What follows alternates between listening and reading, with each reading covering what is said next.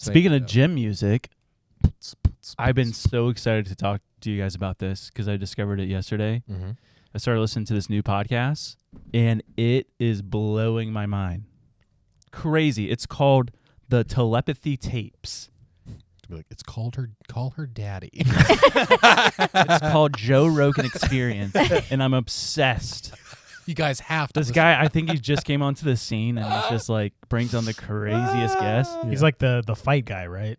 I don't know, actually. Yeah, I think I saw UFC like Fear Fight Factor. Night or something. Oh, that's what it is. Oh yeah, Yep. the Fear Factor guy. Yeah. Just started this podcast. That's all It's they'll ever really be. good. Mm-hmm. But the Telepathy Tapes. Mm-hmm. I'm only one episode in, and I'm hooked. And she is doing this podcast based off this study that there is this wide movement of people discovering that this is so wild, but that children with autism and nonverbal, like they're nonverbal autism, have telepathy. What? And it's the wildest thing, dude. So she got in contact with this doctor who she studied at Johns Hopkins and then was a professor at Harvard. And she started like hearing about these nonverbal autistic kids being able to communicate or like know what their parents are thinking and others were thinking. Okay.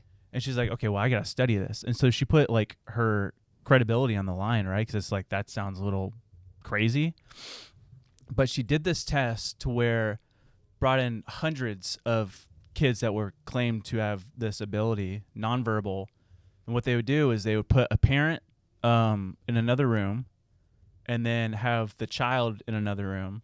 And they would show something on the screen, whether it was a number, a picture, a color. And then they would go and the nonverbal kid would communicate on like an iPad or something what they were seeing. And they're 95% accurate with doing a case study of like, I think it was over 100 children. So the parents are watching something, and the kids are in the room just answering what the parent is looking at. Yes. What? Yeah. And so the lady that started this podcast, she's like, I had to see it for myself. So she got in contact with the doctor. And this doctor's like, dude, I get emails every single day from parents being like, I think this is what my child has. And so they ended up, one of these emails was this little girl, her name is Mia, in Mexico. And so they set up this Skype with them, and the mother's just explaining like Mia can only read her mother's mind. And she's noticed that since she claimed since she was in the womb, like she just felt like something was different. But Mia claims that she remembers everything from 6 months old and on. And when she looks at like words and stuff, like the words are different colors. It's like all this really weird stuff. Huh. So they're like, well, let's do this experiment, right? So they set it up with the doctor and Mia and her family to meet in California. And the lady doing the podcast, she was in charge of everything. So she's like, I got to make sure there's no like cheating, any of this stuff. And so it was like the same concept. So there's a divider in the room, and then Mia was sitting over here, mother's sitting over there. And they started off with a number generator. And at first they're like, should we do 1 through 10? The doctor's like, no, it has to be 3 digits. So she's like, do 100 to 999. Random numbers will pop up in between that. 100% accurate. Mia was getting it. And Mia was just like laughing and like having so much fun. She's like, I can talk to my mom like through telepathy. And the whole crew that were filming this, they're just like, what? Oh my god. And then so they did another experiment where she was blindfolded, and they set up different colored popsicle sticks. And they would hand Mia a popsicle stick, and the mother would be looking at, like, so if it was a yellow popsicle stick, they wanted Mia to put it on the yellow pile. Okay. And so Mia, it was like some type of blindfold to where they tested it, and you literally can't see anything. And so the mother would just look at the color, and then Mia would place it on the color. 100% accurate. What? But then they took it a step further, and they would open up a book, just a random book. They would grab a random book, hand it to the mother. That it was in English too, so the mother didn't speak any English.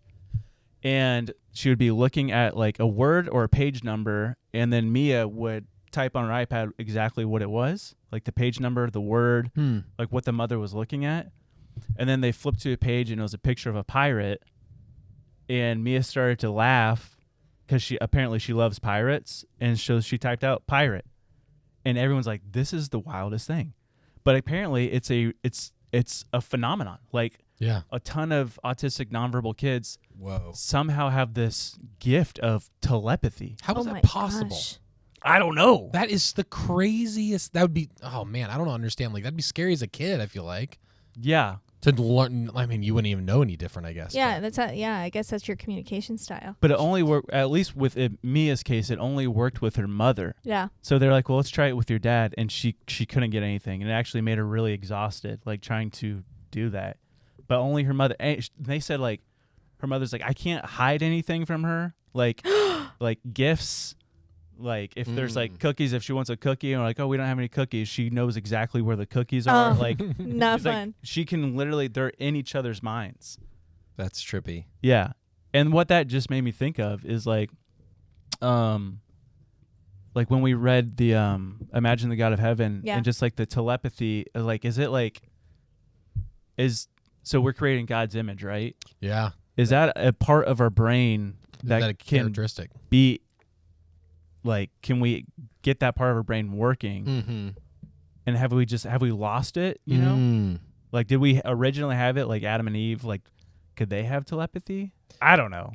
What do you That's think? What would be the connection to autism? Somebody wrote about that. I don't know. Yeah. It's strange. I think, I mean, I feel like autistic kids typically have, Like a hyper focus. or they can access parts of their brain, or parts of their brain are more active than others, right? So a lot of them are.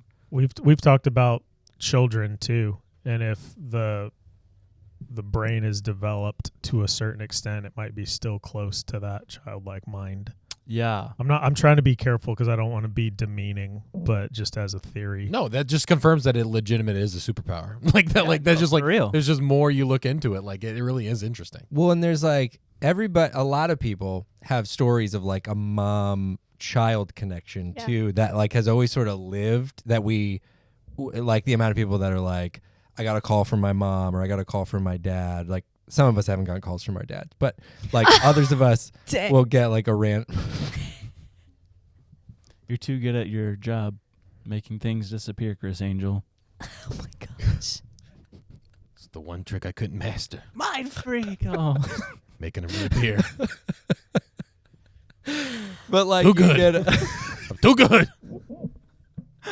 You get a call from your mom or whatever at like a time like where you didn't say anything, but you were having a really, really bad day, and then your mom, particularly with moms, they'll reach out and they'll be like, I just knew I had to call my kid at that point. Yeah. And it's like, it's funny because you're like, oh, people call it like intuition, or a telepathic connection sounds crazy, but then you're like, okay, but like everybody, it's very common knowledge that is not an uncommon thing, that your mom has a sense that you're not okay, even if there's no reason she should have that sense. So to me, it's kind of like, I wouldn't shock me if there was like something very real to that, like connective, and that dads are completely removed from it. Dads are ninjas are butterflies.